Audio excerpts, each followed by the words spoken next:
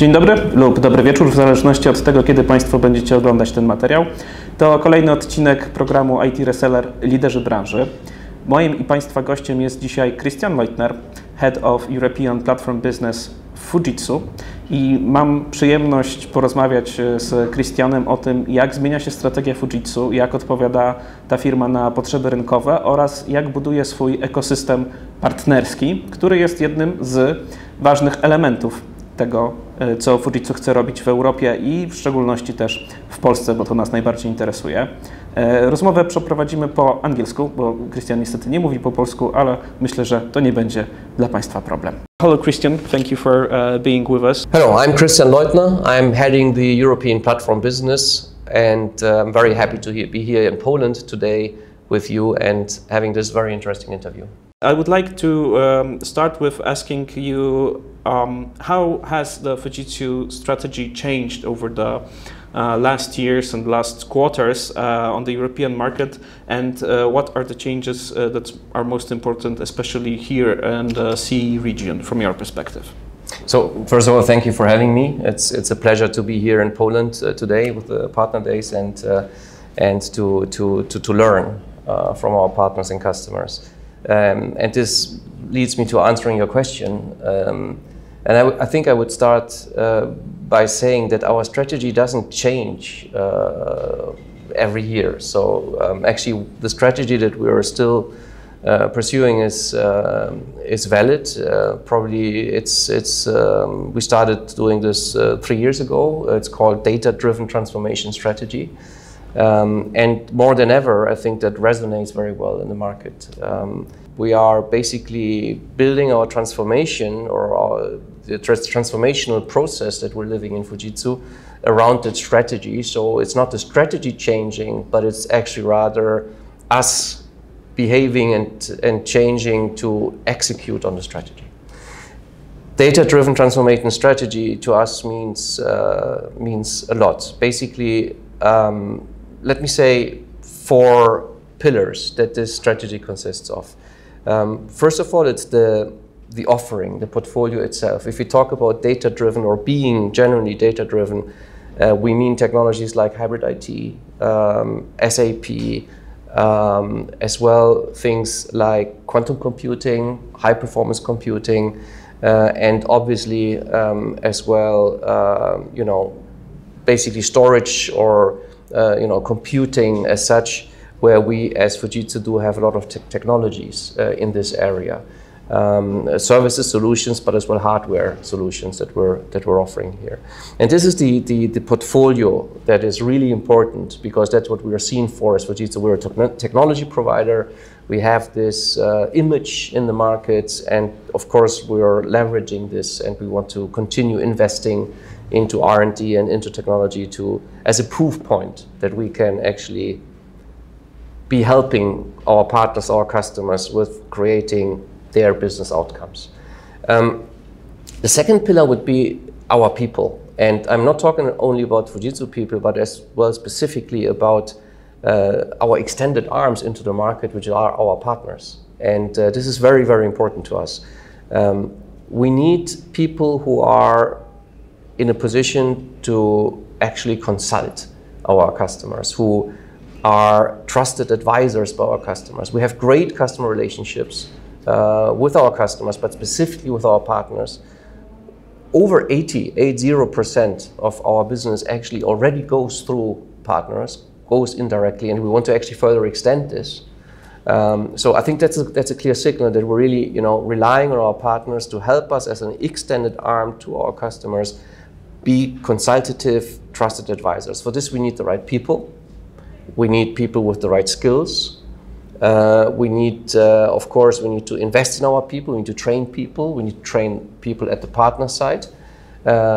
We all know that there is a war of talent out there. It's very difficult to find people that are experts in security, that are experts in cloud, that are experts in AI. So that's an important point to be aware of. And we need to continue investing into people, because Fujitsu as a company strategically is moving away from pure features and benefits of hardware into being a genuine consultant to our customers when it comes to creating our customers' business outcomes. This is the strategy in one sentence. The third pillar is the ecosystem itself. So we know that we cannot do what we're trying to do and serving all those different areas, hybrid IT, AI, compute, and so on, just by our own IP, our own people. We need the ecosystem. And if I say ecosystem, I mean, of course, sales partners, but as well specifically strategic partners, technology partners, ISVs. This is an ecosystem that we're trying to leverage. We cannot do this alone as Fujitsu. This is very clear. And the fourth part, as a platform business, where at the end of the day, of course, we're selling servers and storage and solutions, we as well are investing a lot into services. So we are really seeing that on-prem infrastructure services is an area where we have a lot of expertise, where we have a lot of good people, where there is a lot of demand in the market, and that's a business that actually complements our portfolio nicely. So these are the four pillars for Fujitsu strategically. Sorry for the long answer. No, that's it was long but very meaningful in what you've said. But while you were talking, I was also wondering, because you've said that the strategy is like for 3 years now. It's very clear, and the direction you're heading into is very clear. But you know, during those last 3 years, we've seen many disruptions, many events occurred that are perceived as challenges for the IT market and for every company that's active on this market. So I believe, I suppose so, correct me if I'm wrong, that you're also adjusting your actions, maybe not your strategy, but your tactics to the challenges all of the market faces today. And I would like to ask you, what are those challenges that you see, and what are the measures to overcome them and to tackle them? This is so true what you're saying. I mean, you know, when I'm saying the strategy is unchanged, it's really about the basic,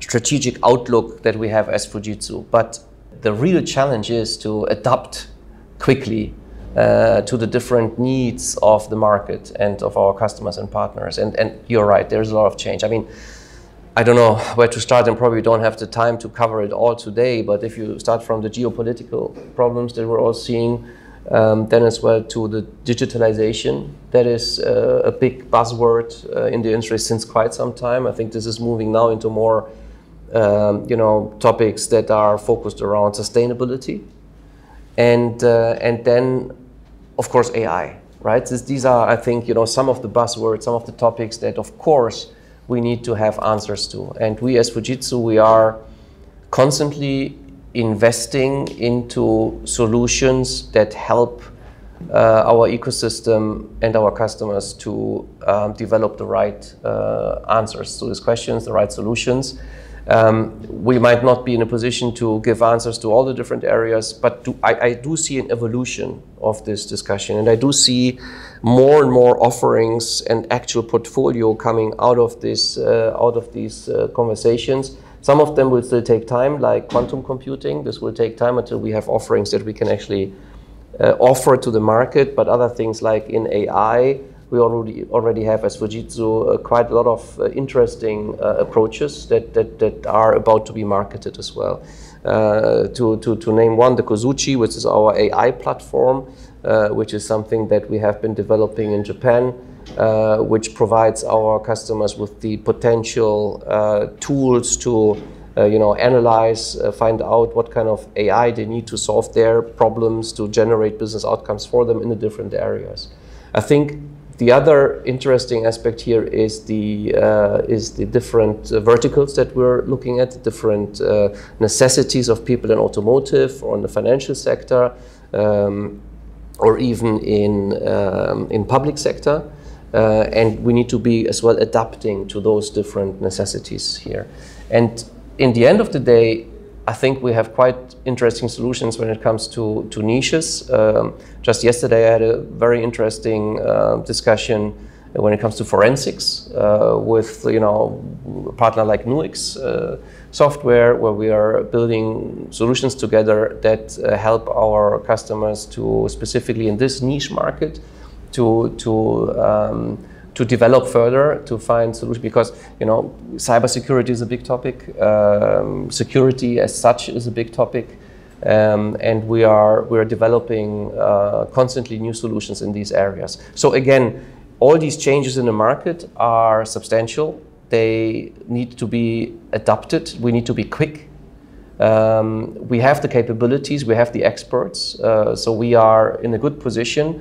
I do believe that we as a technology vendor as well, have the access to the market to provide this, but we just need to be quick and as well ready to constantly adapt to those changes. And that's the challenge, right? Because once you develop one thing, there's already the next evolution or evolutionary step necessary, and you need to be constantly investing and constantly in this.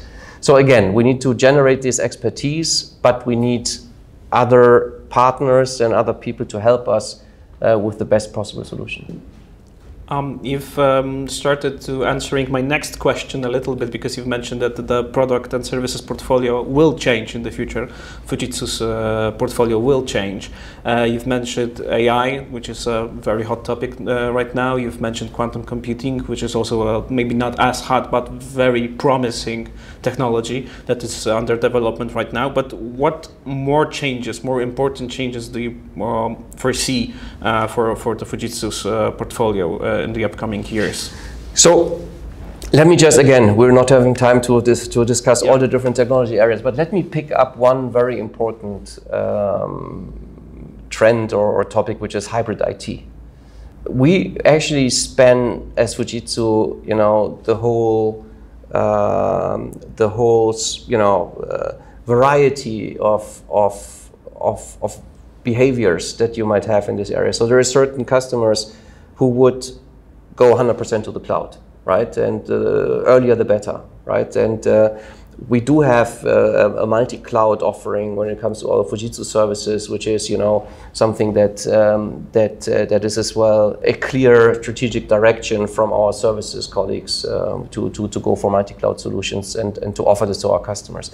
At the same time, we do have customers who actually have already been in the cloud and sometimes are moving back for certain reasons, even because of for financial reasons, for security reasons, and we do have an offering as well for these customers, because we do have an on-prem offering which allows us to help our customers to have an on-prem solution, but we do as well help in the transition from either on-prem to cloud or back from cloud to on-prem. So that's a bit the beauty of the Fujitsu offering, that we can really cover all of these necessities. So I think in the end, the market is actually moving more and more to the cloud, for sure.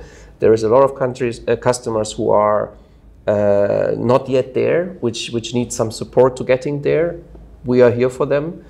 But as well for those customers who might decide to, for certain reasons, come back or stay on an on-prem solution, we're here to support them as well.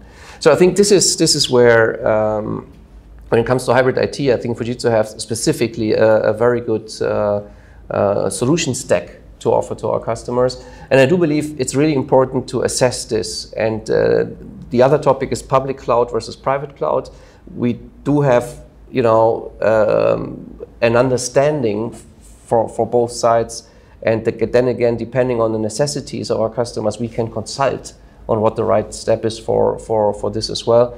So, I think it's quite a full offering that we can offer, and it's something that we will investigate further, and where we are partnering with, the known players in this market to come to the best possible solution. You've described a little bit the needs of the businesses you're working with the corporate clients you work with in terms, for example, moving to the cloud or moving back from the cloud to the on-premise environment. And you've also mentioned that those needs and those challenges and those outcomes that businesses are wanting to achieve, they may differ between the countries in the European market. You have this perspective for the whole European area. Yes, as a chief of a European platform business at Fujitsu. So here in Poland, we are mostly interested in the CE region and in our country. So what do you think about the differences between our situation and our move to the cloud, for example, and our needs when it comes to hybrid IT versus Western Europe? So there is clear differences, that's for sure. So you could perhaps divide Europe, if this is possible at all, into three areas, right? If you look at the northwestern approach to the cloud, I think there's we can say it's most advanced, right? Because they actually dare to go to the cloud 100%. They do not have those data protection requirements that you know people like Germany or countries like Germany would see, where I would say there is more you know, conscious or a bit more how can I say that they move to the cloud a bit later, a bit more carefully. And then in Southern Europe, you would have an approach that is a bit more, you know, looking at the financial benefits from moving to the cloud or not. So it's actually quite different country by country how this is perceived and how this is done. In the end of the day, I think the topic in general, what I said before, trying not to repeat myself, is the same in the end for everybody. Whether, you know, to move to the cloud, I think the question is really when to move to the cloud and in which form, depending on your necessities. And this is the same for everybody. But of course, there's flavors to the different regions. Yeah. And what's the flavor for the CE? You've mentioned I mean, CE stands for Central Europe and Eastern Europe. So this would include, you know, Germany, Austria, Switzerland, yes, and the Eastern European countries. I would say there's quite a you know, security, data protection centric view on the cloud. And this is as well influencing a lot how fast people are moving into the cloud in this area. Okay, and because we are talking during the Fujitsu Partner Day, so I just simply must ask you about the role of partners in this whole ecosystem and the changes you've described, their role in the strategy of Fujitsu you've described, and those four pillars. You've mentioned that ecosystem, including a wide range of partners is one of the pillars of the strategy. But when it comes to resellers, distributors, what's their role in adapting to the changes and the challenges you've mentioned and addressing the market in order to create the business outcomes for the clients at the end of the day? That's a very good question.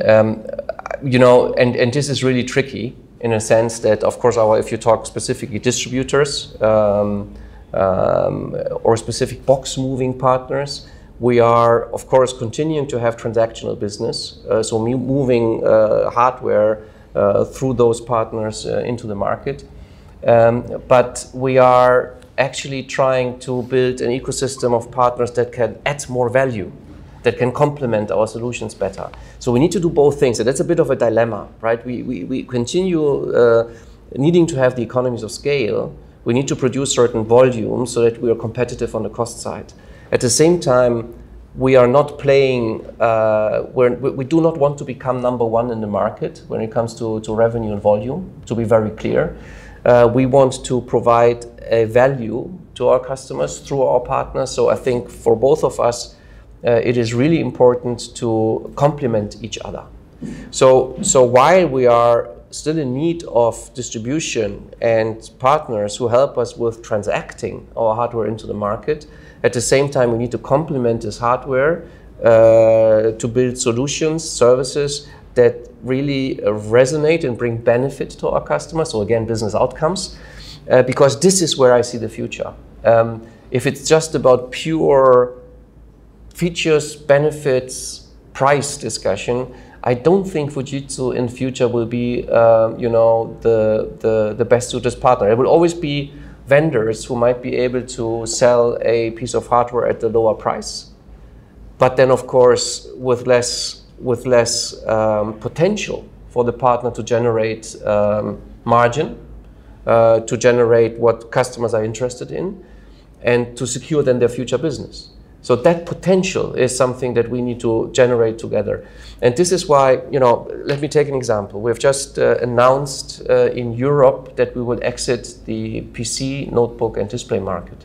So those devices, those what we call client devices, is a business that is very transactional. It's very much based on features and benefits. It's very difficult for Fujitsu to differentiate and to generate, a cost advantage or even a technology advantage, because this is commodities. And we have decided strategically to move away from this market so that we're able to focus fully on our data center portfolio, solutions and services. And I do believe that, of course, there will be certain partners, let's make no mistake, that then move away from us because they are specialized in clients.